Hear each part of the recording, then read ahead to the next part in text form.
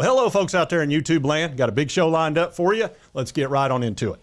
All right, folks. Well, we've got a special guest with us here today. Folks, we've got Andy Stringfield here. Let me tell you a little something about him. He is a professional musician, works up at Dollywood for the, you work with the Kingdom Heirs, correct? I do. You have probably seen him if you've been to Dollywood and you've watched any of those big gospel shows.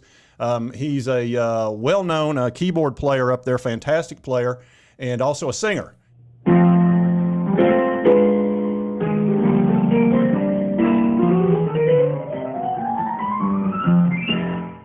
And he used to be in some shows that we had up at a theater that I used to run back in the day, and that's how we became friends. You and me made friends right off the bat. And he also attended the University of Tennessee. He's probably the biggest Vols fan that I have known in my lifetime, other than maybe my brothers, who are just as bad. Goes to every game, it seems like. He's always sending me pictures wherever the crap he is to wherever the Vols are playing. But anyway, I brought him on today to talk about the Vols because he knows probably more about the Vols than I do, which is hard to believe. But anyway, so let's get into the Pitt game for just a minute. Let's talk about that. Obviously, Andy, were you at the game? I was not. No, the game was at Pitt. Okay. Yeah, I was working that weekend, but I was able to watch the whole game. All right. Talk about what you thought of it. Let's briefly go over a little summary of the Pitt game, and then we're going to move into Akron for a little while, and then we're going to talk about, of course, the Florida Gators, which is the big game of the year for me. I've told every one of you out there that's the #1 game of the year for me. It's a must-win. Sorry, but it is. It's a must-win. Pittsburgh was the #2 must-win. Knocked that out. We should have probably beat them 14 or 21 points, but you know what? We got out of there with a win after Hendon Hooker pulled us out of the fire.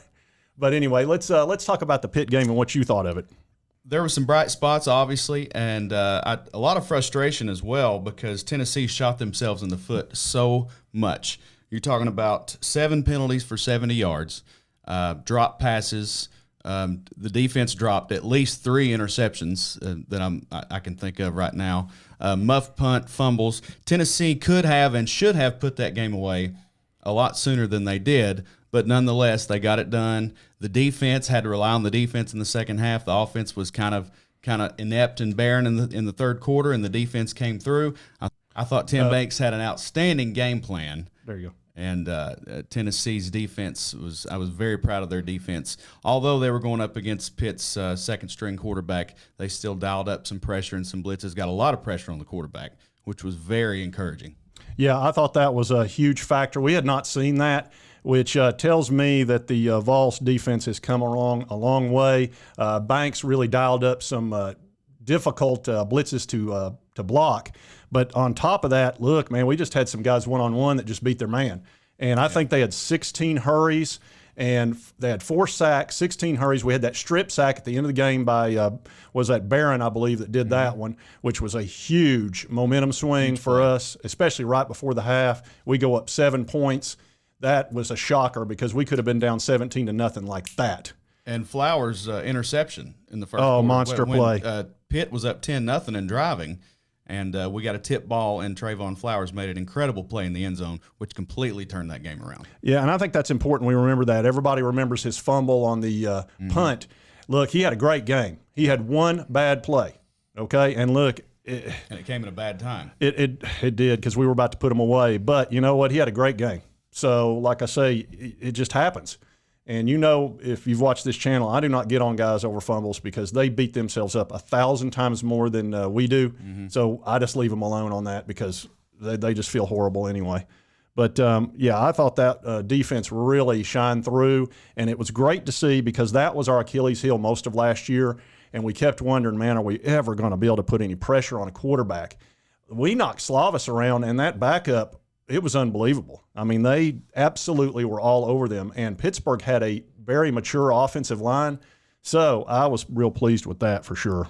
And I love the aggressiveness with the play calling from Tim Banks on 4th and goal. Pitt ended up scoring a touchdown on this play, but he brought pressure from Jeremy Banks as well, which kind of disrupted the play, but the quarterback made an incredible throw, and the receiver a great catch. Nothing you can do about that, but I love the the aggressiveness from the defense on those fourth down situations. Now, was that in the first half or the second half? Was that the backup? That was toward the end of the game. With the backup? Yes. Oh, yeah, he made that miracle throw. Gosh, he was on him. And he just somehow gets it off at the last second, and the guy barely catches it. And here we are going into overtime. And I was just like, you got to be kidding me. We were half a second late just about every time on the pressure on the quarterback. Well, and we did get him a bunch, though. And like I say, we're not bragging about injuries at all. But they did knock the one guy out with a very clean hit, not a late hit and not a target. And then they also actually wounded the dadgum backup player or the backup quarterback by hurting his knee a little bit, and he had to limp around the whole second half. That was because of pressure. All right, folks, and now we're going to talk a little bit about our upcoming game with Akron. Now, let's just to get real for a minute. The Akron is not a team that has really any chance of beating us. And look, before you start bringing up Marshall or any of these other teams, Appy State, any of you folks out there with your comments, they're not that team. They are not Appy State. They're not Marshall. As a matter of fact, I will show you this. All right, folks, just right here, if you look, this is their last few games. As you can see, they have one victory here. They beat St. Francis of Pennsylvania in an overtime, but then they played Michigan State and got beat 52-0. But if you look at last year, I believe they won 2 games, okay?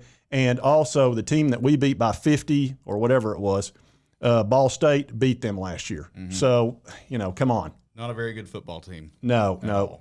This is going to be a warm-up game for Florida, and what I've said is that I want to see our starters in the first half. I really don't want to see them in the second half. I want to see our backup players getting a lot of play. Early and often. Yeah, and I want to see the freshmen. We want to see Sampson running that ball. I want to see Squirrel White out there, man. I want to see Squirrel White and what he can do in a game like this because that guy has got some skills and tremendous speed, and I really have high hopes for him long term. Have you watched Squirrel any or seen some of his history there? I have Andy? not. I was just about to ask, has he seen the field yet? Yes, he played quite a bit in the first game. Okay. I think he had 3 or 4 catches. They weren't for a big yardage, but they went to him quite a bit. And he's got some serious jets on him. I mean, he's unbelievably fast. I've shown some clips from him from high school, some of his highlights, and he leaves people in the dust, and he's very elusive. He's only like 165 pounds, but he runs some stupid 4.3 or something. But he's got the moves like Jagger. I'm telling you, he will leave you in the dust. So I'm very excited about him. I don't know how much we're going to see him as a freshman, but I hope we see him quite a bit in this game.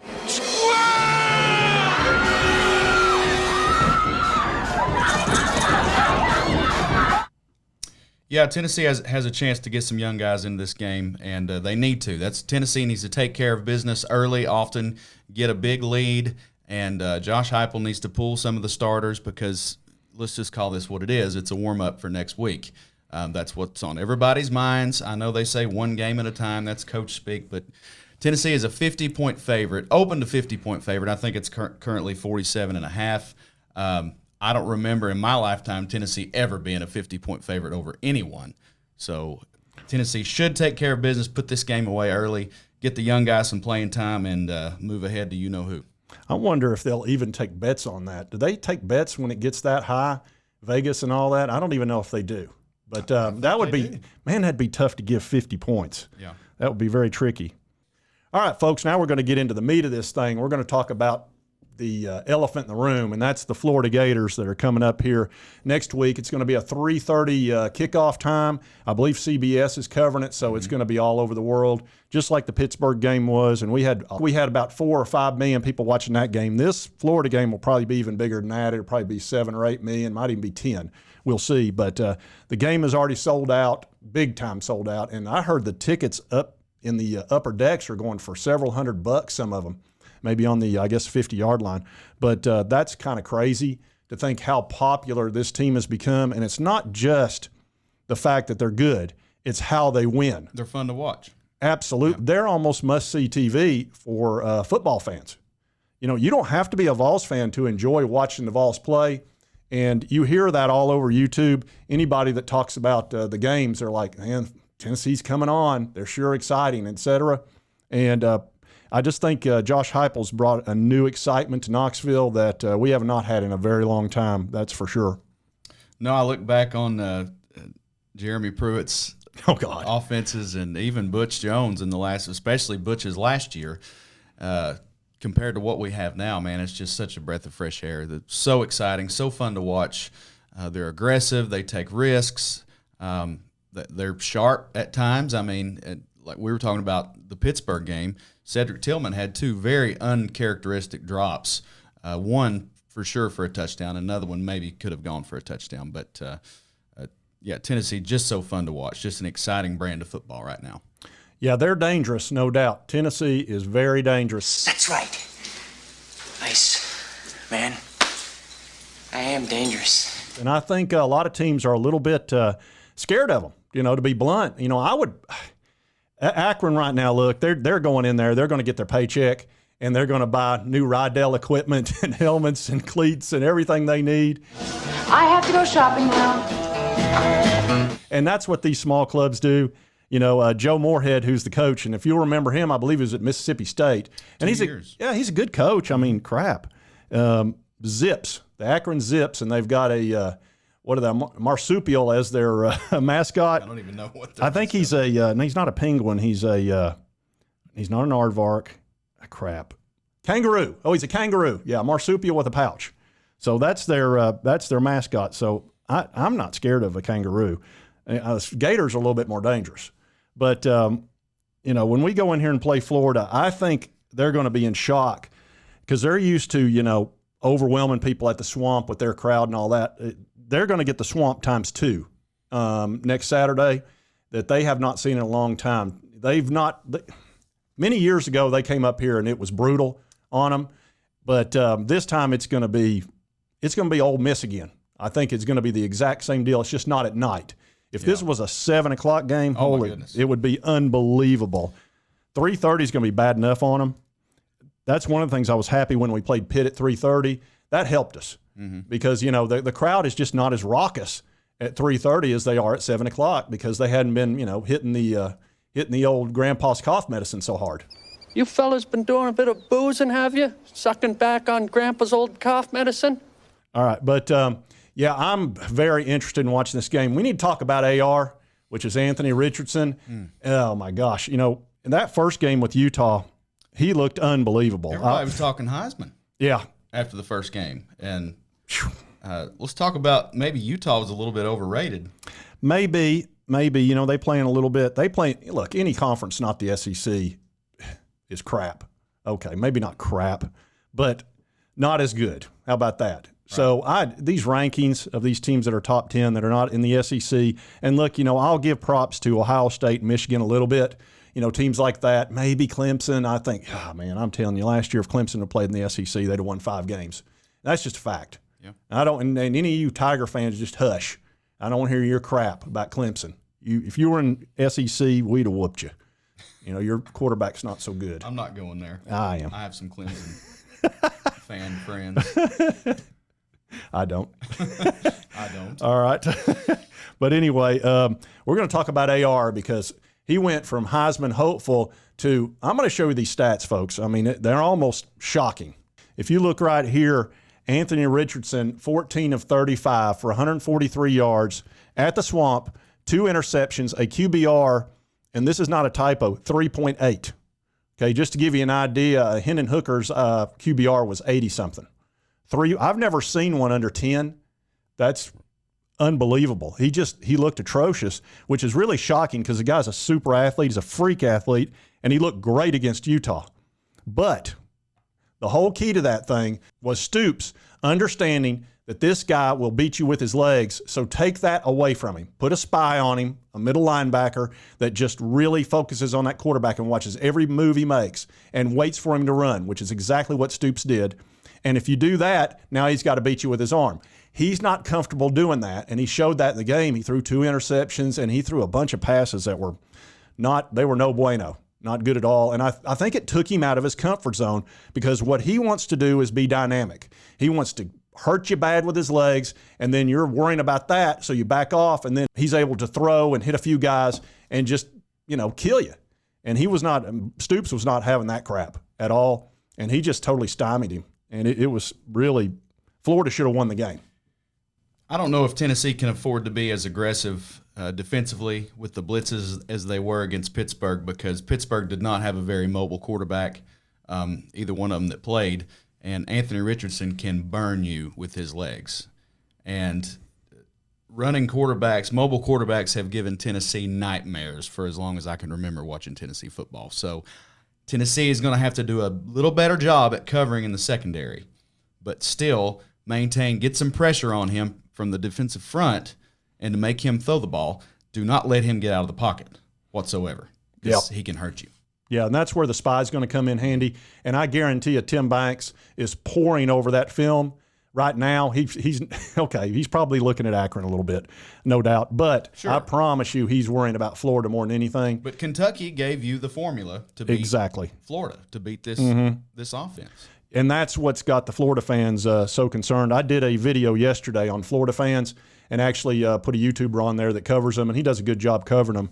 And that wasn't me making fun of the guy. It was just literally, this is how they feel. You know, they're in shock right now, complete shock after that game, because they thought they had a world beater on their hands, and now they don't know. And he's still a great athlete, and he may turn it around. Look, he may show up here in Knoxville and have a phenomenal game, but they're worried. I promise you, they're going into this game, and they're playing some average team that they'll whoop up on next week or this weekend.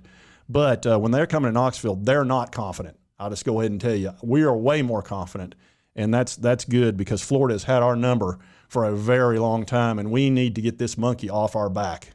And now is as good a time as any, I think. Tennessee needs to move ahead of Florida in the SEC East. Florida has a first-year head coach in Billy Napier, and this it's just not a better time for Tennessee to move ahead and get ahead of Florida and finally beat them and put them away.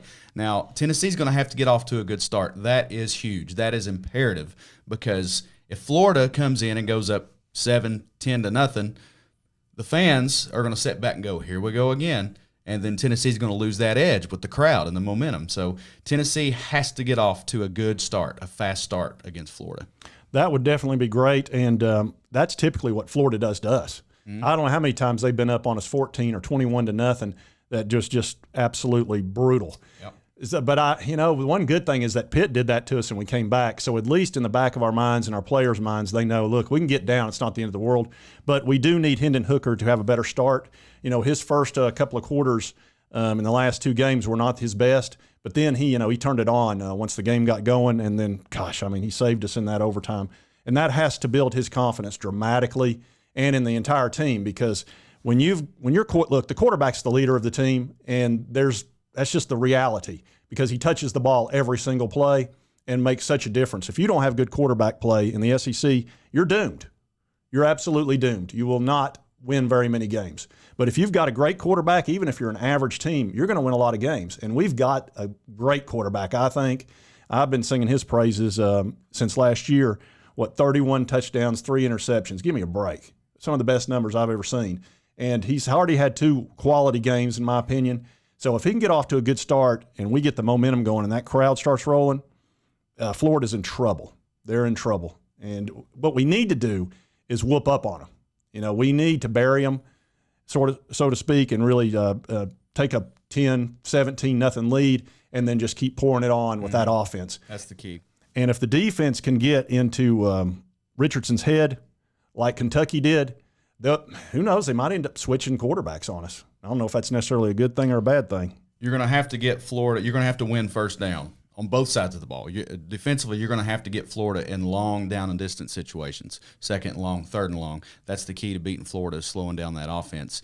And Tennessee's going to have to win first down offensively as well, to open up that running game a little bit. Tennessee really hasn't shown much on the ground yet. I believe they're capable of running the football, but they're going to have to run the football. As you've seen, the history of this series, the team that wins the rushing battle usually wins this game. And that's going to be tough, because Florida's got a good defense this year. Mm-hmm. They always do. They're strong against the run. Kentucky ran the ball somewhat. Let's take a look at that. As you can see, Smoke had 80 yards on 14 rushes. Wright had 27. They didn't have a ton.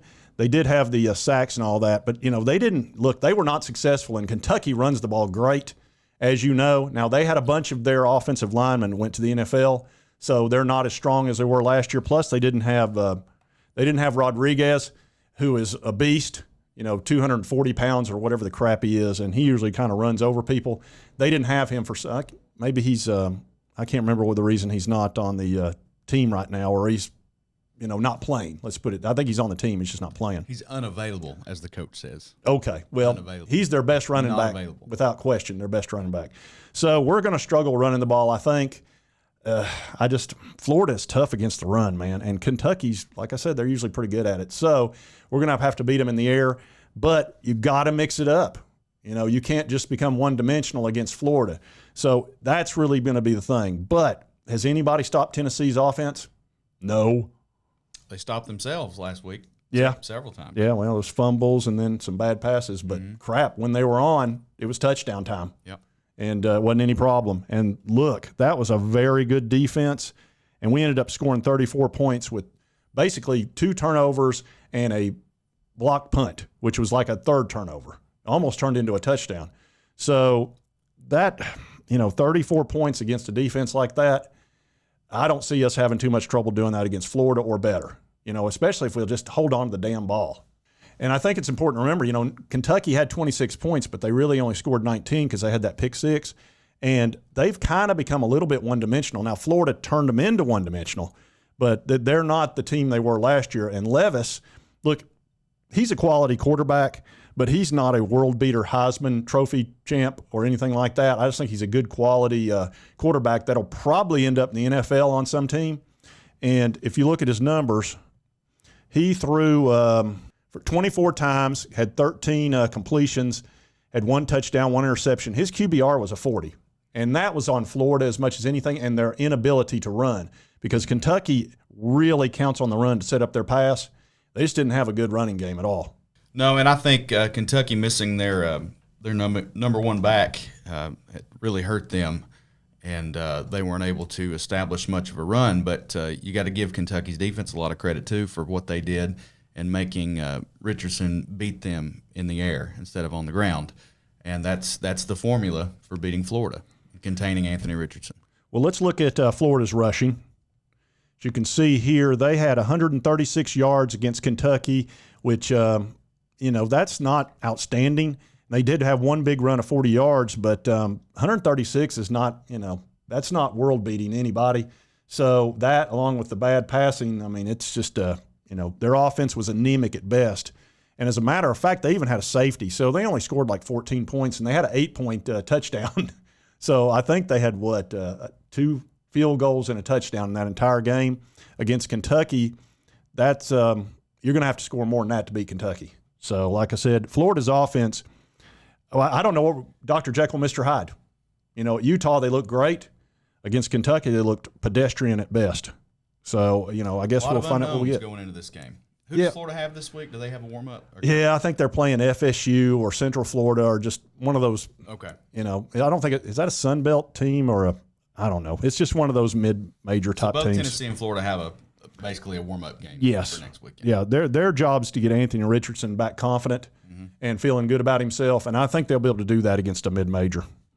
Well, all right, folks, I just wanted to bring on a guest here today, like say Andy Stringfield, and if you're ever up at Dollywood and you see the Kingdom Heirs, you'll see him there. Be sure to say hi to him. Like I said, he'll want to talk more about the Vols than he will about music. I can promise you that. Absolutely. He'd wear his Vol stuff on stage if they let him. Yep. But anyway, we just wanted to talk about just a minute on Pitt game and then a little bit on Akron and, of course, Florida. And I think Andy's my first guest ever on this channel. And, of course, I just started a couple of months ago. If you like this content, be sure to hit that like button and that subscribe button. I've only been doing this a couple of months. I could use some subscribers. And anyway, I was glad to have Andy. I appreciate you coming to the show. Thanks for having me. Absolutely. And, go Vols. Go Vols. All right.